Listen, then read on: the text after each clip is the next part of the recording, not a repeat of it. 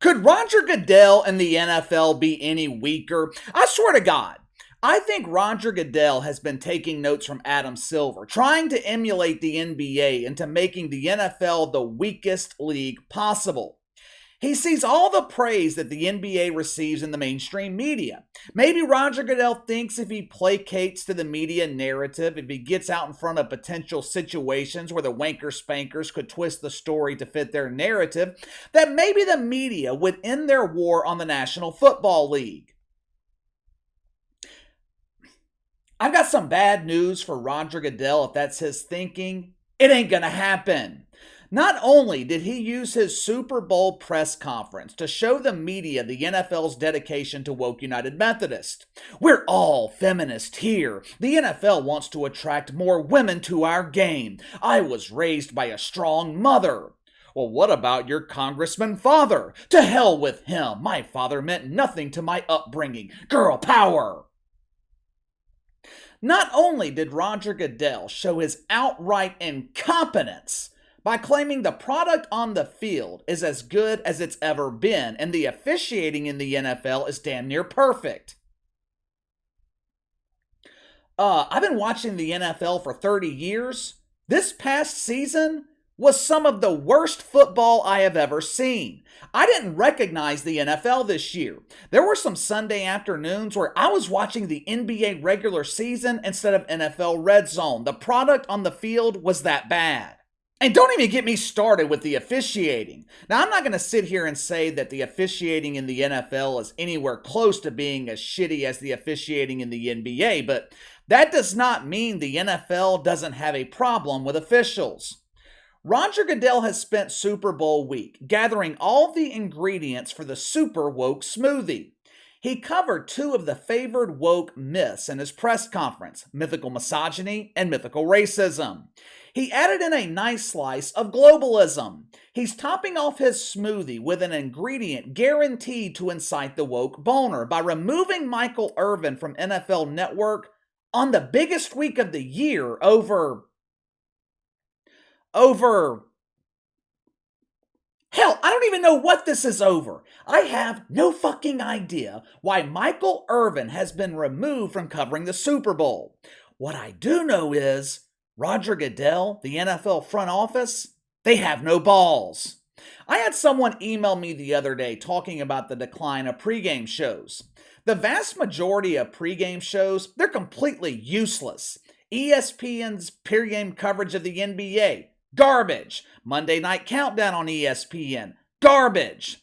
But there are two pregame shows that I thoroughly enjoy watching. Inside the NBA on TNT, Game Day Morning on NFL Network. One of the reasons I like watching Game Day Morning is because of Michael Irvin. This dude was built for television. Michael Irvin has something that can't be taught. Charisma. The dude's a natural entertainer. Now, he's in Glendale, Arizona this week on assignment covering the Super Bowl for NFL Network, or at least he was. Sunday night, he goes out with colleagues and friends, has a few drinks. Well, more than a few drinks. Michael Irvin, he's publicly admitted that he was drunk. He gets dropped off to the hotel, makes his way through the lobby. While waiting for the elevator to take him to his room, he's approached by a female fan. They have a short conversation, lasts less than a minute. Michael Irvin gets on the elevator, goes to his room, goes to sleep. Should be end of story, right? Come on, guys! This is 2023. It's not 1963 or 1993. Hell, it's not even 2013. We have to revive the Me Too movement. Some drunk man told me I was beautiful. Ooh, girl, me too. Some dude told me I had pretty eyes. Ooh, girl, me too. It was so traumatizing. It seems like we are living in an era where looking in a woman's direction could be misconstrued as sexual harassment. I just know he was undressing me with his eyes, that perv. Listen to Michael Irvin explain what happened Sunday night. Roll the film.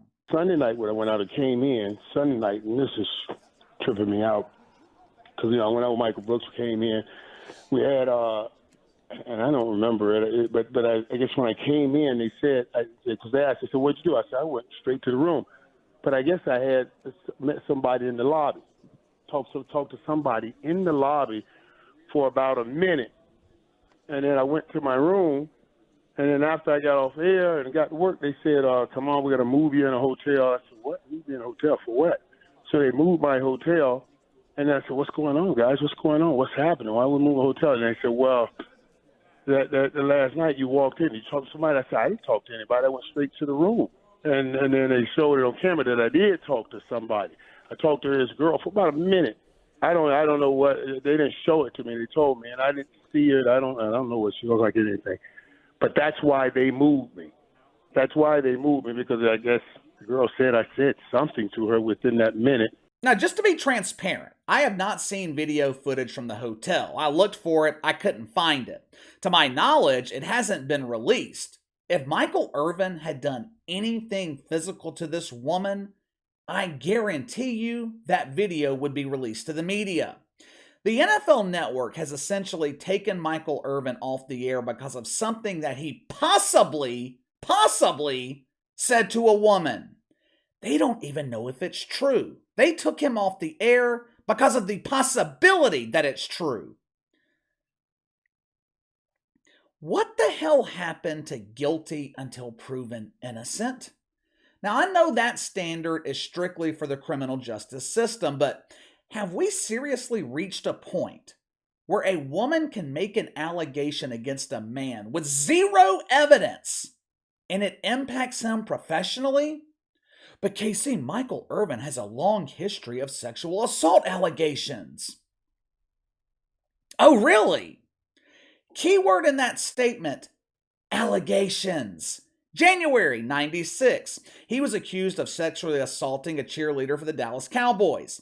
Now, at the time, Michael Irvin vehemently denied these allegations. The cheerleader claimed that he put a gun to her head and videotaped the assault.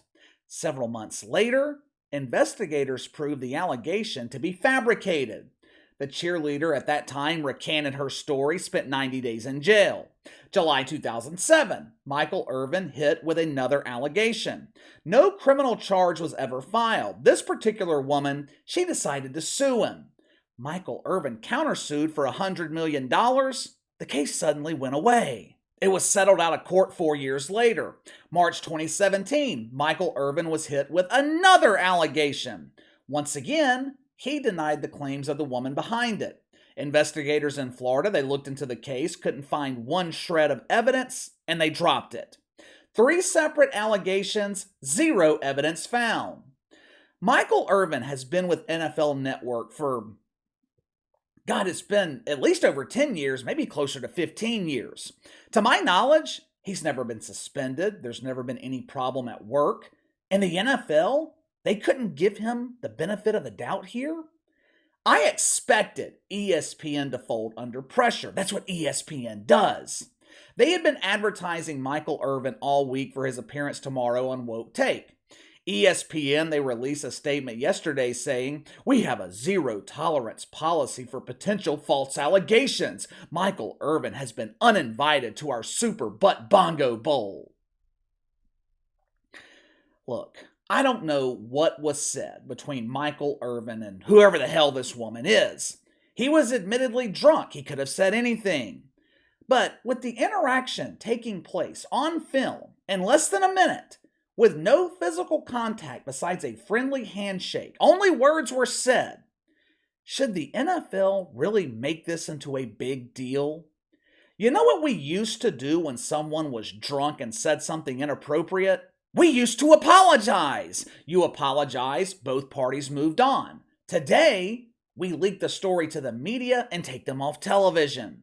His face might be triggering to victims of sexual assault.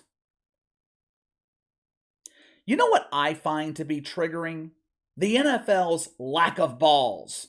This league, which used to be willing to stand up against the media, is now living in constant fear of the mainstream media and their reaction, both social media and the mainstream media. But why? Why? They're not going to accept you anyway. You think the NFL really gives a shit about this woman's complaint? You think they really care what a drunk Michael Irvin said to a woman in a hotel lobby? A woman who approached him, initiating the interaction? No. The only thing the NFL cares about was this story leaking to the media and the league being perceived as negligent or misogynist because they didn't do anything about it. So what do? They give Michael Irvin a slap on the wrist. I feel bad for Michael Irvin in this situation. And look, I believe him. I have no reason not to believe him. He's been truthful in the past when he's denied these type of allegations. The main reason, though, that I feel bad for Michael Irvin, the league that he has dedicated his life to doesn't appear to have his back. It seems like they're betraying him. Cases like this make it difficult for real victims of sexual assault to come forward. Makes it hard for people to believe them when they file an allegation. This woman, she didn't go to the room with Michael Irvin. They're standing in a hotel lobby. He goes to bed thinking nothing's wrong, wakes up the next morning, and a complaint's been filed against him. Let's just assume for 1 second that a drunk Michael Irvin said something inappropriate to this woman. Is that really a reason to file a complaint? Is that really a reason to tarnish his reputation, possibly get him fired from his job? When our grandparents were in their teens, early 20s, you know how they met? Grandpa saw the younger, sexier grandma walking down the street. He whistled at her to get her attention, said something like, "Damn, you're fine, you should be with me." Then they ran off and got married. You know what the media would call that today? Toxic masculinity and sexual harassment. Give me your thoughts. Who do you believe, Michael Irvin or this unknown woman? Should the NFL Network give Michael Irvin the benefit of the doubt? I don't expect that from ESPN, but should the NFL Network give him the benefit of the doubt? You let me know. Sound off in the comments below. Make sure to like and subscribe. Click the notification bell to receive all notifications from the channel. Best way to contact me is by email at btlkc84@gmail.com, KC_BTL84 on Twitter. I'll see you guys tomorrow.